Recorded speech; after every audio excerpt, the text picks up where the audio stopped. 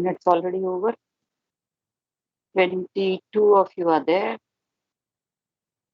Okay, now Agnish. Okay, I forgot to Agnish. I have to make him also the presenter. You guys have made a PPT or have you done it handwritten? PPT. Okay.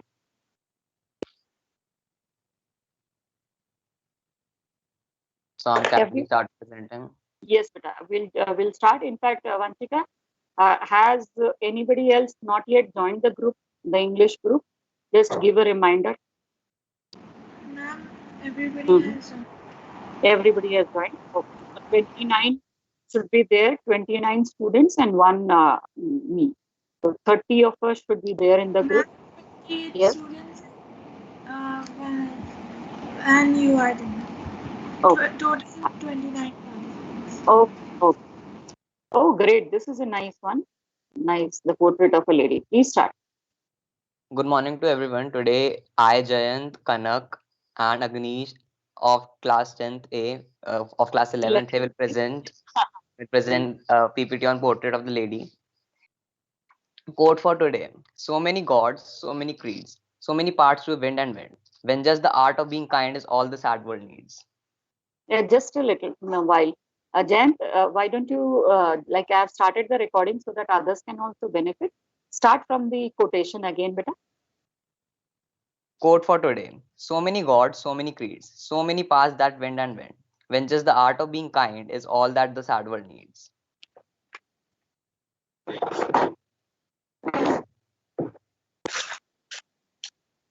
Theme of the story. This is an alluring story of innocence, endearment, love, connection, selflessness, admiration, courtesy, and acceptance. Narrated by Khushwant Singh himself, the story revolves around the changing bond of him and his grandmother. He beautifully pens down her daily activities and how she developed as a person in the fullness of time. He describes her in such a beautiful manner that the reader can make an image of her. The story takes off from Khushwant Singh's childhood and him telling how he spent time with his grandmother, who was not pretty but a gorgeous lady. He changed location 3 times in his life. First, he used to live in the village. It was a blissful time of his life. After that, they moved to a city where their relationship took a turn. Ultimately, the school days were over and he flew abroad to study further in a university. It seemed like the grandmother and grandson were lost in time. The grandmother was not fazed by him leaving for 5 years. She did not go to the station to leave him, but didn't just say anything and just gave a kiss on his forehead. The narrator thought this was the last time he's seeing his grandmother because she was really old. After 5 years, when he returned, she was old but didn't miss a chance to celebrate the return of his grandson.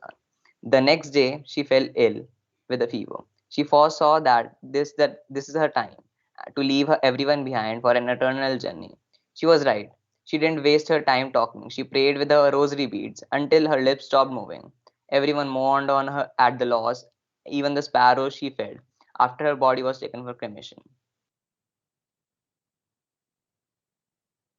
Now I'd like to connect to take over. Physical description of the lady. That's nice. She was a beauty at peace and was a pretty woman in her days. She was old so terribly that she couldn't have grown any older. Her face had crisscross wrinkles everywhere. She had always been short, fat, and slightly bent. She had white hair and always wore white clothes, embracing a winter landscape in the mountains. Personality traits. Kushwant Singh's grandmother had a calm and beautiful personality. She was quite a religious lady who always carried her beads and chanted prayers all day, and hence she also disapproved of her grandson not learning about God and scriptures at school. She was of a reserved nature and non interfering in others' matter, but she did not like Kushwant moving abroad to study, thus, she was also conservative. Her favorite hobby was feeding needy animals, like the temple dogs and sparrows. Chanting all day made her very patient and intuitive, so much that she could predict her death. Now I'd like Agnish to take over. Bond they shared. In the beginning of the story, the author and his grandmother were good friends. They used to live together in the village while the author's parents were away settling in the city. His grandmother used to take care of him, wake him up for school, and used to prepare his breakfast. They used to feed street dogs and go to school together. They were very close, but this changed when the author's parents called them when they were comfortably settled in the city. After they shifted to the city, there came a turning point in their friendship. Even though they shared the same room, his grandmother no longer came to school with him. As there were no dogs in the street, so she took to feeding sparrows in the courtyard of the city house. As the years rolled, they saw less of each other. The author's grandmother was displeased with the English schooling system and was distressed by the fact that there was no teaching about God and the scriptures. Eventually, when he went up to university, he was given a room of his own and the common link of their friendship snapped. Later on, he went abroad, but he knew his grandmother would be upset. After returning, he felt many changes in his grandmother, but she hadn't aged a day. The next day, she passed away.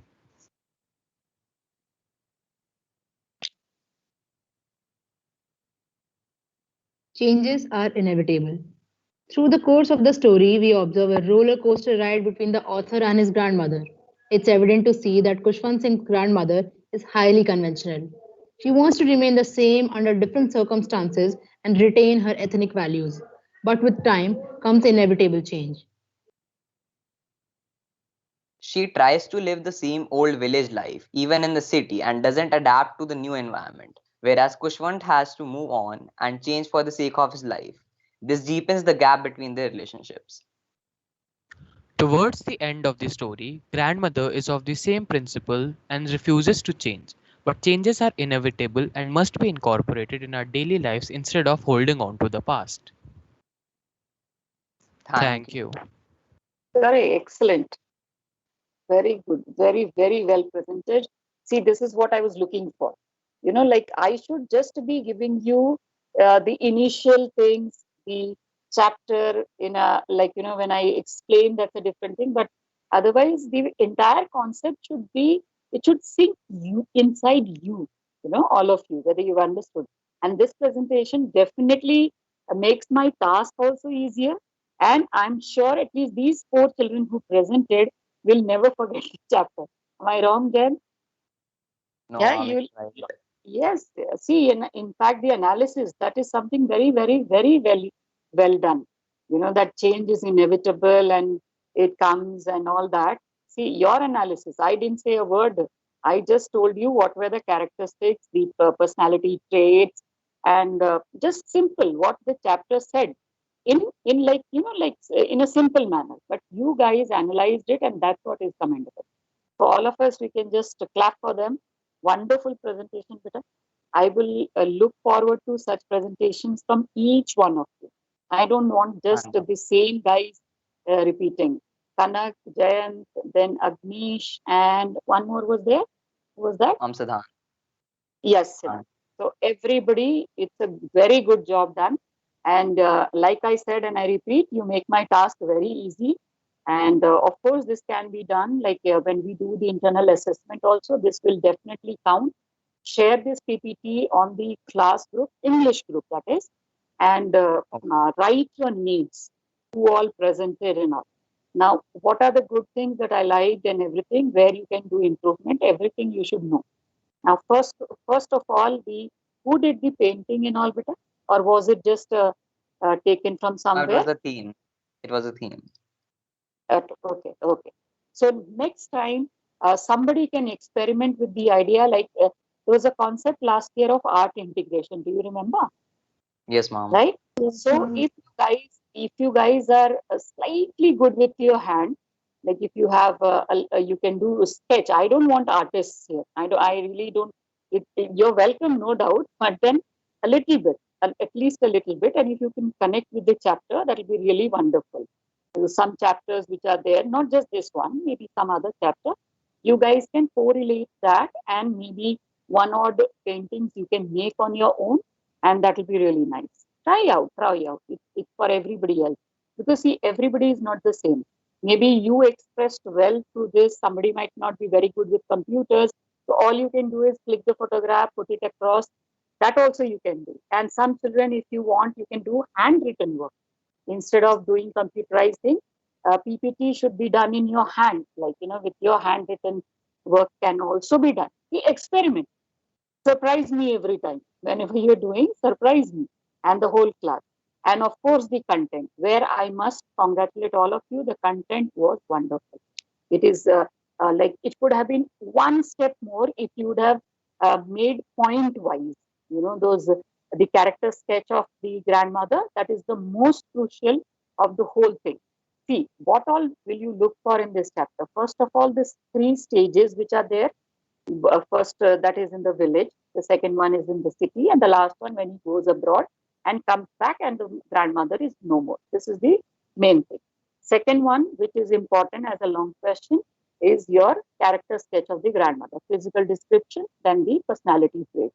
So more or less you've done, no doubt, but this could also have been a small part of it, but very nice. All of you, Thank you, yeah, did a good Thank job. you, ma'am. Next class, who all would be interested? Character sketch, I know some of you have already done. So anybody who wants to present, or we'll continue with the class, tell me. Vanshika, you wanted to say something? You said that you have written. Whatever you have written, you can read it out, because that way we can even do the analysis. Okay, ma'am. Ma'am, I wrote the character sketch of the grandmother. Yes. Ma'am, it's like, ma'am, I have not made PPT. No, not at all. Not at all. You have handwritten it. That's more than enough. Yeah, please do. Tell me, what have you written? She was old and her face was wrinkled. She was short, fat, and a little stooped, but she was always beautiful. She was religious as her lips constantly moved in inaudible prayer. She was responsible, caring, affectionate, kind, and generous as she always get him ready for school when they lived in village. She was non-interfering and patient as she did not believe in what was being taught at his school and was unhappy, but she didn't used to say anything to him. She was an animal lover, as in village she used to feed village dogs, and in the city she used to sit in the veranda breaking breads into little bits for hundreds of little birds that used to gather around her. She Yes. was like a winter landscape in the mountains, an expanse of pure white serenity, breathing peace and content. Very good. Very nice. With all the examples, the text also has been properly quoted. Everything has been done well. Good. What you can do is because these are all important questions as well, beta. So you can always type it, or maybe in your register if you have written, then fine, it's already stored. Otherwise, you can make a separate file. See, for example, what happens, like if you are like slow, even in like typing doesn't matter, but I'm sure all of you must be faster than me at least. So what you can do is make different files, not just for English, for other subjects as well, on your laptop or on your computer or in your whichever is comfortable for you. You can make different folders, one for English, one for whatever work you have done till now, that will be stored there. Is that right? Do I make sense to each one of you? Yeah. Okay. On that note, let's begin our chapter. I'll share the chapter with you. All of you have your hard copy of the book, so you can look into it. Certain meanings were there which was not clear last time. So I'll explain to you at least 2-3 pages. And the chapter is also not very big, so it can be done today only. Let me just start. Just a second.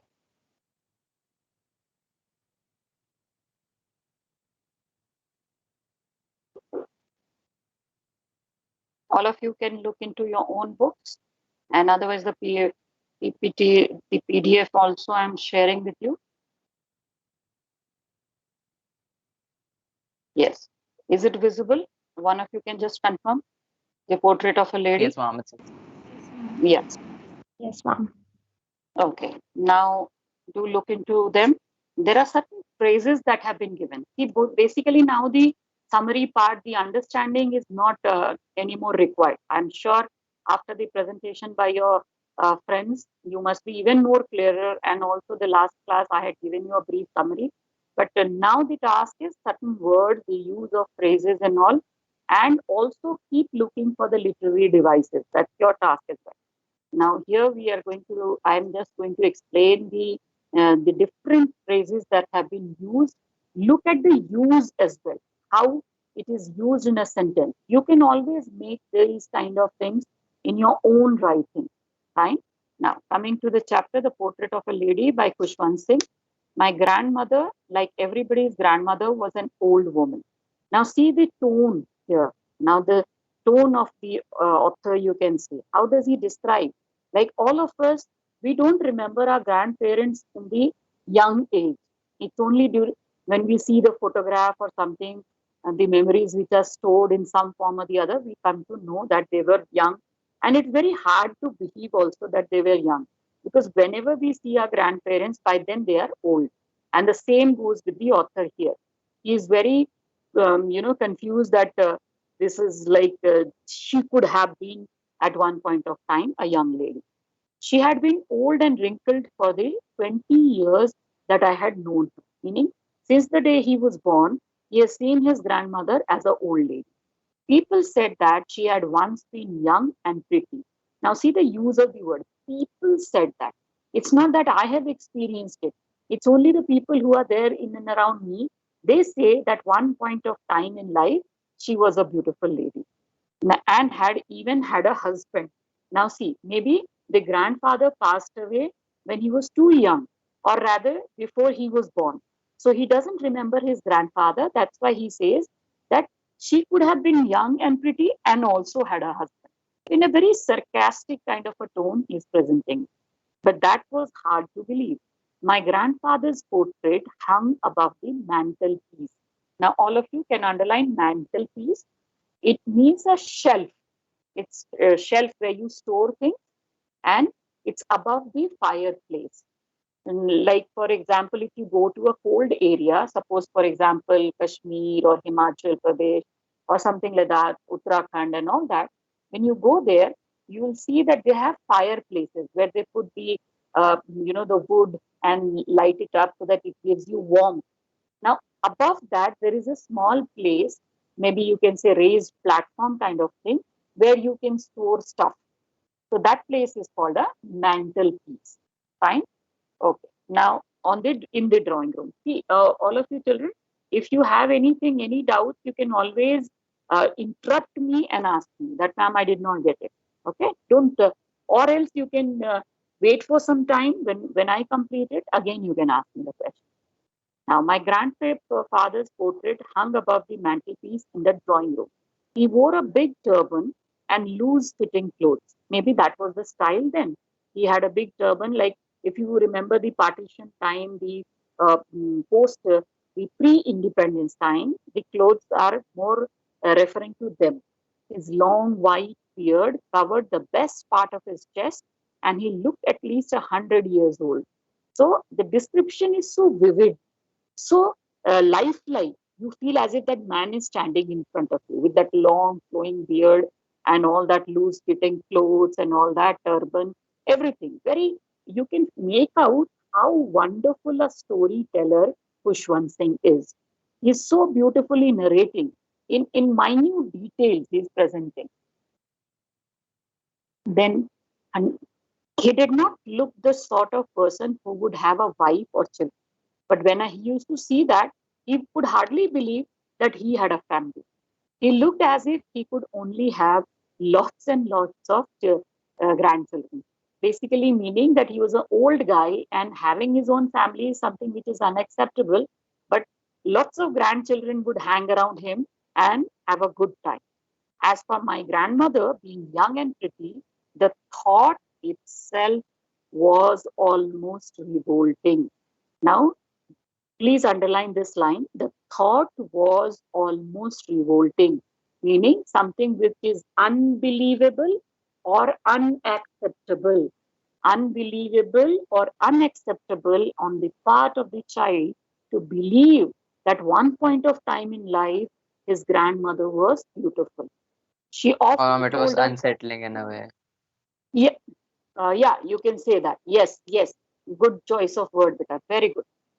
She often told us of the games she used to play as a child that seemed quite absurd. Absurd means illogical, something which doesn't make sense. That seemed quite absurd and undignified on her part, and we treated it like the fables of the prophets she used to tell us. Now, can anybody tell me what is a fable? Anybody who's got an idea? From a fairy tale or mythological story. Or a story. Yes. And one more addition in that mythological story and all that with a moral. The moment we say morals, like for example, have you read or rather heard about Panchatantra stories? Yes, Um, ma'am. Yeah, so at the end of the chapter, you'll always notice that there is one line which says that you should do this or you should not do this. Like, for example, I remember reading Panchatantra when I was very small, and I would always end up, reading that you should not cheat somebody, you should always be honest, you should always speak the truth, and always be very determined. All these kind of stories used to be there. Okay, and slow and steady wins the race. You remember when we were small, those hare and the tortoise, that story was there. Yes, All ma'am. these kind of things. So stories with moral values is called a fable. So this is how. See, every grandparent, when we talk about, we associate with fairy tales, we associate with storytelling, we associate with everything very positive. With parents, what happens? We get nice punches at times as even.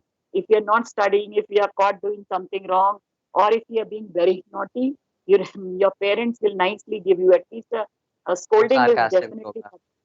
yeah, but with the grandparents, it is always very welcoming. The same grandparents, when they were parents, they would be nicely giving the children, but now they defend you. As grandparents, they feel that you are a prized possession. You are the most precious one. So they always try and protect you. Now, coming to the chapter, she had always been short and fat and slightly bent. Her face was a crisscross of wrinkles running from everywhere to everywhere. Now you see this, how it is. Like, like the description. From here, please mark all of you, please write it. Character sketch and especially the physical trait of the grandmother. This entire paragraph would describe about the grandmother's physical appearance. How did she look? How did she look? So she had always been short and fat and slightly bent. Bent why? Because maybe because of the age, or she had some kind of a joint pain or something like that. Her face was a crisscross of wrinkles, meaning lots of lines were there on her face. It is all aging, you can say. Gracefully, she has aged, and aging, the sign is lines running from everywhere to everywhere. No, we were certain she had always been as we had known her, meaning basically trying to convey that she was always old, period. There was no other way. She was always old. Old, so terribly old that she could not have grown older and stayed at the same age for 20 years. Meaning, he says that since the time he remembers his grandmother, the grandmother has been old, and he remembers that next another 20 years also she'll be the same. She could never have been pretty, but she was always beautiful. Please underline this line. This is generally an RTC question at times. And can anybody else, not Jayant, maybe somebody else? There's so many of you, but all of you participate. It's your platform. So tell me, what is the meaning of this? She could never have been pretty, but she was always beautiful. What is the meaning of this? Ma'am, He's that saying that, any huh? wrinkles on her face that it doesn't look like she was pretty, but she is still beautiful on her own. I would differ better a little. Yes, tried well, no doubt. Somebody else better? Ma'am, Somebody. Hmm? ma'am, she was not attractive, but she was good looking. Ma'am, Then how? like Uh-huh. she was not attractive, but her wrinkles, there was a sense of beauty on her face, even though she was old. She was not attractive as in we people, but she was Very beautiful. okay. Okay, very close. Somebody else? Somebody else? Siddharth, Siddhant, there are so many of you. Akshita, Akanksha. Tell me. Just explain this Ma'am, line. that Answer of even A though should she be was not included. pretty, she was pleasing to look in the eyes. Yes, you are coming closer. Repeat again, beta. Ma'am, that even though she was not pretty, she was pleasing to look, and her aura was nice, Yes, very calm, good. and genuine. Yes, now I was looking for that word only. Now, let me explain that to you more clearly and very good, very nice. She could never have been pretty, meaning typical sense of the term, she was not very beautiful. She did not have the features typically which we say that she is very beautiful. But because of her beautiful soul, that is why she is referred like that. The aura, like she mentioned, the aura, the presence, the behavior, it was beautiful. So overall, that person was very beautiful, but not pretty in the sense physical appearance might not have been very good look. So very nice, very well tried. She hobbled about, meaning she moved about the house in spotless white. Because during that time, women who did not have husband could wear white clothes. So she was wearing a white sari or something like that and moving around the house with one hand resting on her waist to balance her stoop. Stoop is like to bend down. So basically saying that she was old and while moving, maybe she had problem with her knees, the way she walked because of her old age and everything, she would always balance it out by holding on to her back. And the other telling the deeds of her rosary. Right? See, even these children who had presented today, they mentioned that, she was a religious person. So she was holding on to the beads of her rosary. Rosary is that string of beads which are there. And she is praying to God. Constantly, the prayers are going on. Her silver locks were scattered, untidy over a pale, puckered means wrinkled face, and her lips constantly moved in inaudible prayer. Inaudible means you can just see her moving her lips up and down, but she's not, heard by you. It's as if she is praying to her God on her own. Yes, she was beautiful. It was like the winter landscape in the mountains, an expanse of pure white serenity, breathing peace and contentment. Please underline this whole line. She was like the winter landscape in the mountains, an expanse of pure white serenity, breathing peace and contentment. Now, the line which is there, she was like the winter landscape in the mountains. It means calm and peaceful. Calm and peaceful. And the next part is an expanse of pure white serenity. It means her white hair, spotless clothes, it gives you some kind of peace and contentment. Now, anybody who can just combine the two and explain to me, what does it mean? She was like the winter landscape in the mountains, an expanse of pure white serenity, breathing peace and contentment. Can somebody sum it up for me? Yeah, please. Tell me. Are you guys there, beta? Yes, mom. Mom, can I? Yes. Mom, first, mom, the reference of white hair is because, mom, she's old and her hair is all white. Mom, that Mm-hmm. represents she is really old. And the Mm-hmm. second part, she is wearing white, mom. That you can say like she's really cultural and her husband is no more. So she only wears white because of that reason, which Mm-hmm. represents she is a widow Mm-hmm. in our Hindu culture. And mom, that I guess that's the reason of her wearing white. Yes. And that is spotless as well, meaning she's clean, Spotless. neat, yes, neat And and tidy.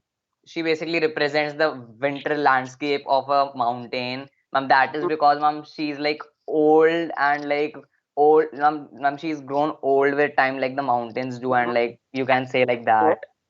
And she's Like calm and peaceful. calm and peaceful. Yeah, please underline this because this is a question. Generally, it is important question also that why is she called the winter landscape in the mountains? And the answer is that she was a symbol of calm, calmness and peacefulness. There is a beautiful contentment on her face. She's she's got no regrets in life. And also she has an expanse of pure white serenity, which means her white hair and spotless clothes represent that, We right? can mention this like with like example like when she was dying, she was like really calm and she was not like panicking or anything. She was like really calm. Like this is my time to go. I have seen a lot, so I can go Oh, peacefully. excellent, excellent, excellent. Yes, Very ma'am. nice. Yeah, so contentment is there. There is a happiness that I have got everything that I want. Yes. So this page I will just do today, and then we can take up in the next class the other. I'll wind up with this one. My grandmother and I were good friends. My parents left me with her when they went to live in the city, and we were constantly together. She used to wake me up in the morning. Now, just see the routine of the both of them, the grandmother and the grandson. This is the routine that has been mentioned when they were in the village. They were best of pals.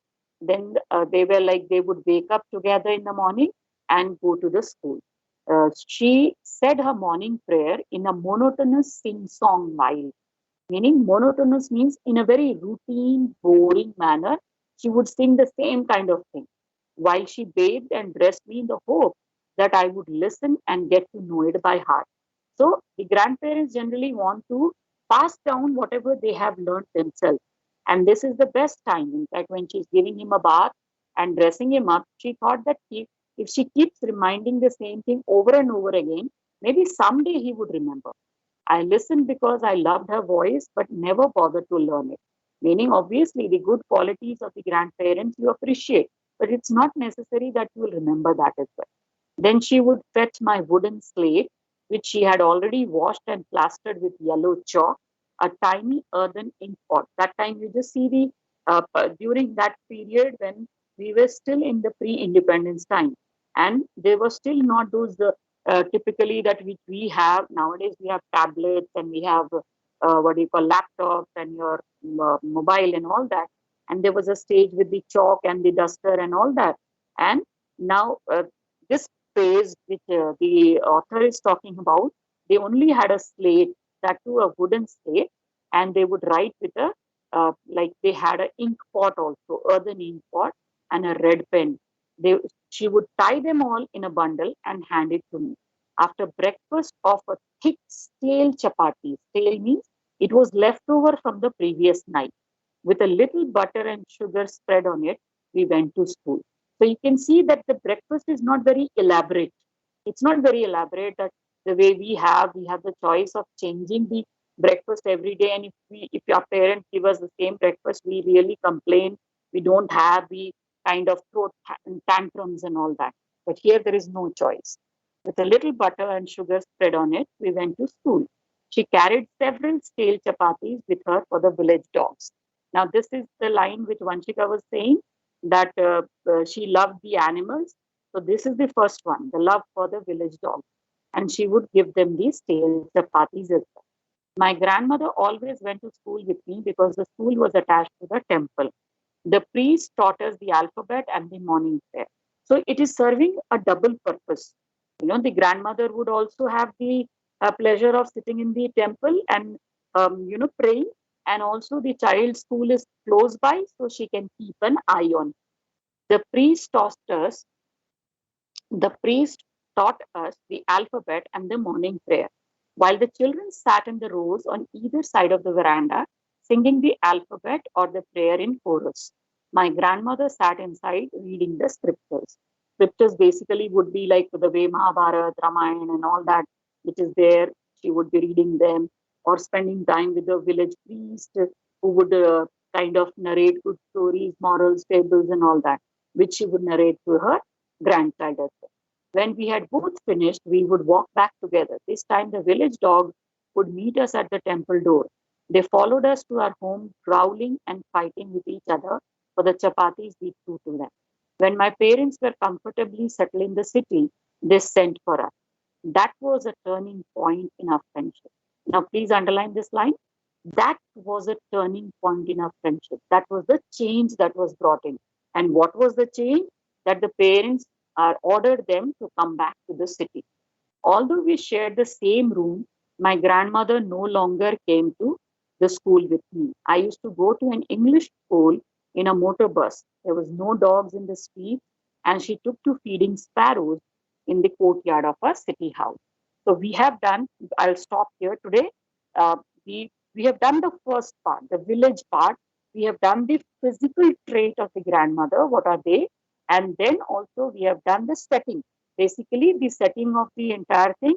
We come to the personality, you can say the physical traits of the grandmother, and then we have come to their stay in the village. Tomorrow, meaning the next class, we will take up the city life and, of course, the other things. Fine. Now, coming back to the class again, 1 minute.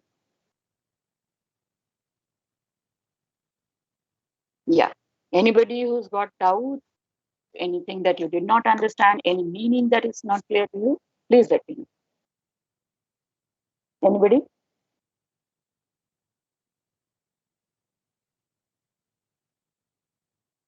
Yeah. Anybody? Ma'am. Yeah. Tell me. Akanksha, Aishwarya, Agnish, Vanshika, Kanak, Jayant, Devansh, Gautam, Siddhant, Shashwat, Aman is also there, Pragya. Any doubts? Drishan? No, ma'am, it's clear. Ma'am. Very. So No, ma'am. one more class and we'll wind up the chapter after that.